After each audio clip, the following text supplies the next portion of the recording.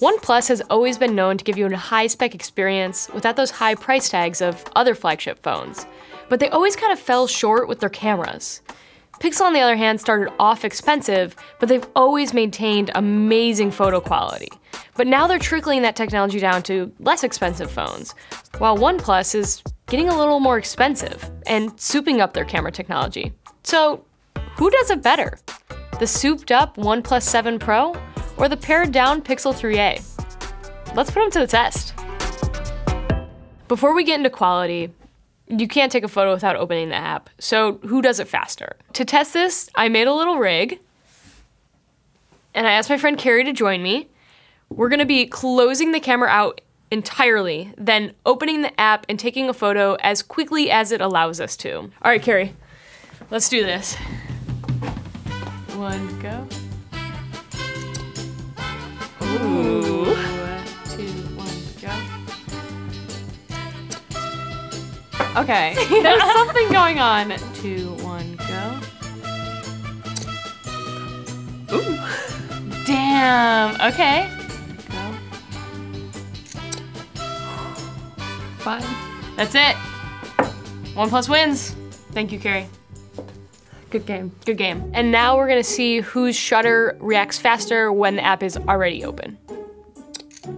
Oh, 1-point Pixel, 2-point Pixel, 3-point Pixel. Okay, well that was fun. So the Pixel takes the photos faster when the app is already open, but from starting at nothing, the OnePlus will open the app and take the photo just a bit faster. Now, I want to look at the apps themselves, just their interface, because although they look really the same, much like all photo apps do, they act in different ways that makes one just a little bit better for me, the Pixel. My biggest qualm with this app is that every time you close it, whether you close out of it entirely or you just go to check a notification, it's gonna default back to the rear camera every time you reopen it. So say I'm taking a selfie and I have it on the front-facing camera.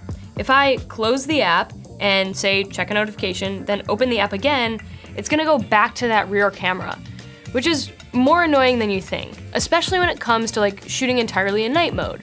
When it's nighttime and I want to just be shooting in night mode, I have to navigate to the More tab and then hit Night Sight every single time I want to take a photo at night. It seems small, but it's really annoying. So OnePlus's app looks pretty standard, and what I really appreciate is that, you know, say I'm taking a selfie, every time I open the app, it's gonna reopen the selfie camera. Now the only exception to this is that when you're in photo mode using the rear camera, it's always gonna default back to the standard lens as opposed to the wide angle or the telephoto every time you reopen the app. I also appreciate that you can swipe up on any of the options on the bottom column and it'll bring you to all of your photo modes. But what about hardware? What are we working with just base level here? Well, on the OnePlus, you have 3 cameras on the back.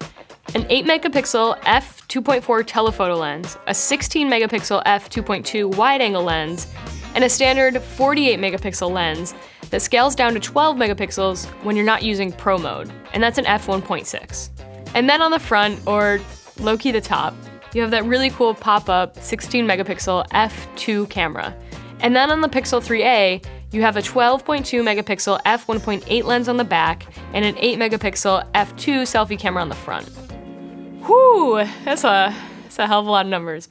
Anyway, for the last 3 days, I've taken these phones everywhere with me, and every photo I would have taken with one camera, I've taken with 2. And yes, it is just as much of a pain in the ass as you think it would be.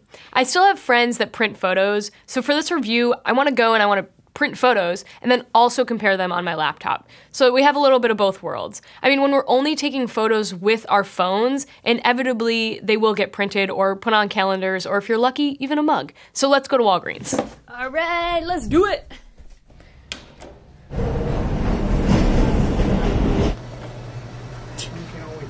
Took a really long time. Quick focus and audio test. Here we go. Number 1, how do you hear me? Does it sound better over here? Or does it sound better over here? Now we're back over here. Is it better over here? Is it better over here? You tell me. Now I'm gonna go away. Fast focus? Slow focus? More? How's the focus? Alright. Oh yeah. So, here we go. Alex, how'd you beat me back here? Holy cow. Wow. Okay, let's first talk about selfies. These are something you might print, say it's you and a friend. So right off the bat, I can notice the color difference between the two photos. On this side is OnePlus and this side is Pixel. OnePlus is definitely warmer, whereas Pixel, as we know, is much cooler and there's more blue and green tones to the photos. I found that the OnePlus fills in shadows, brightens the photo, and smooths absolutely everything more than the Pixel, even with the beauty mode turned off.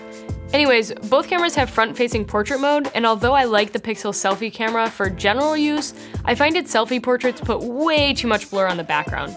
Alright, enough fooling around, let's talk about the main camera. Oh gosh, this portrait mode. The OnePlus takes smoothing to a whole nother level. I mean, I absolutely have no idea what happened to Alex's freckles. They're even gone. Now, sure, the cutout is passable, but OnePlus is cutting the contrast and detail level way too much. I took photos of Maria and printed them. The Pixel's just like way over blurring the background.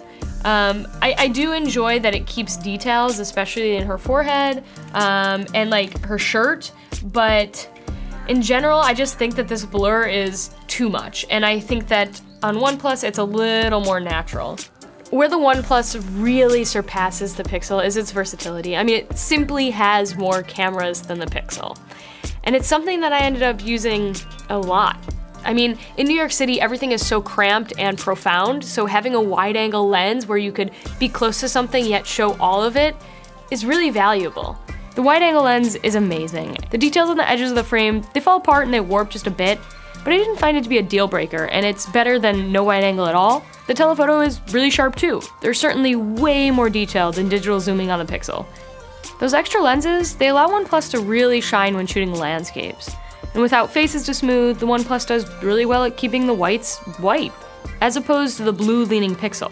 But when it comes to shooting at night, there's no denying that Pixel's night sight is a lot better than OnePlus's nightscape.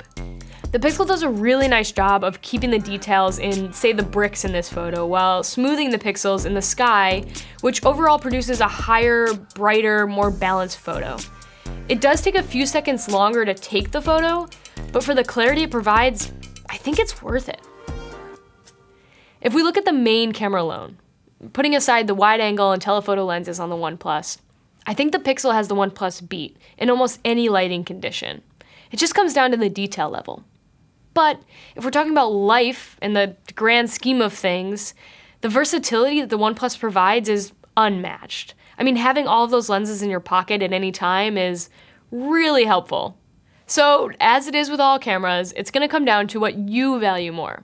What I will say though is last night I bought way too many plants at Home Depot, and I wanted to send a picture to my mom. I had both phones on me, and I chose the Pixel to take the picture.